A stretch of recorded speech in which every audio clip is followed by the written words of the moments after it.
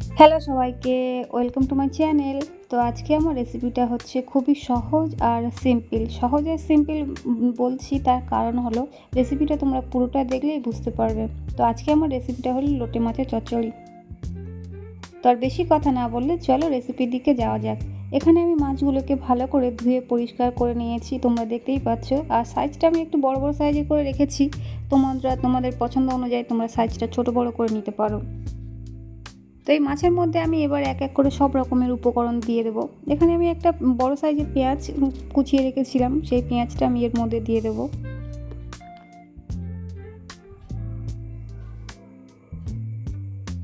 আর আমি এর মধ্যে দিয়ে দেবো কয়েকটা একটু কাঁচা লঙ্কা। এই তরকারিতে একটু কাঁচা লঙ্কাটার পরিমাণ বেশি হলে একটু বেশি ভালো হয়। এখানে আমি শুকনো লঙ্কা ব্যবহার করব, সেটা একটু কম পরিমাণে ব্যবহার করব, যেটা তোমরা দেখলেই বুঝতে পারবে। তো এখানে আমি অল্প পরিমাণে হাফ চামচের মতো একটু হলুদের গুঁড়ো দিয়েছি, আর হাফ চামচের মতো একটু শুকনো লঙ্কার গুঁড়ো দিয়েছি কালারটা আসার জন্য। আর হাফ চামচের মতো আমি এখানে জিরে মরিচের গুঁড়ো দিয়ে দিয়েছি। লবণটা এখানে তোমরা তোমাদের স্বাদ মতোই লবণটা এখানে ব্যবহার করবে। আর আমি এখানে একটা বড় সাইজের টমেটো একটু স্লাইস করে কেটে এর মধ্যে দিয়ে দিয়েছিলাম। আর হ্যাঁ, একটা কথা আমি তোমাদেরকে বলতে ভুলে গেছি আর ভিডিওতে দেখাতেও ভুলে গেছি, যেটা হচ্ছে কি আমি এখানে 1 চামচের মতো 1.5 চামচের মতো একটু আদা রসুনেরও পেস্ট দিয়েছিলাম, যেটা একটু স্কিপ হয়ে গেছে। তো এখানে আমি এর মধ্যে একটু সর্ষের তেলও দিয়ে দিলাম। দিয়ে আমি এখানে একটা আলু, একটু মাঝারি সাইজের একটা আলু স্লাইস করে কেটে রেখেছিলাম, যেটা আমি এর মধ্যে দিয়ে দেবো। এই মাছের সঙ্গে একটু আলু দিলেই বেশি ভালো লাগে।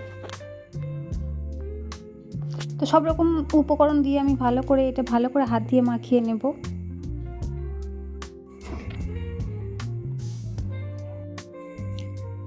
তো মাছটা আমি ভালো করে মাখিয়ে নিয়েছি, নিয়ে আমি এর মধ্যে অল্প পরিমাণে পানি ব্যবহার করব।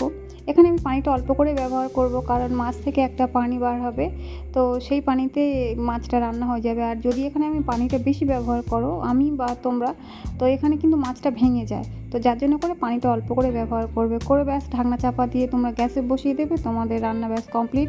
এখানে নাড়াচাড়ার কোনো ঝামেলাই থাকবে না। 15 থেকে 20 মিনিটের মধ্যে তোমাদের কিন্তু রান্নাটা হয়ে যাবে। তো আমার দেখতেই পাচ্ছ রান্নাটা একদমই কমপ্লিট হয়ে গিয়েছে। তো আমি এবার এটাও গ্যাস থেকে নামিয়ে নেব। তো দেখো আমার রান্নাটা কিন্তু একদমই কমপ্লিট হয়ে গেছে, দেখতে কতটা সুন্দর লাগছে। দেখো আজকে আমার রেসিপিটা কেমন লাগলো প্লিজ তোমরা আমাকে একটু কমেন্ট করে জানাবে, আর আমার পাশে থাকবে। Thank you.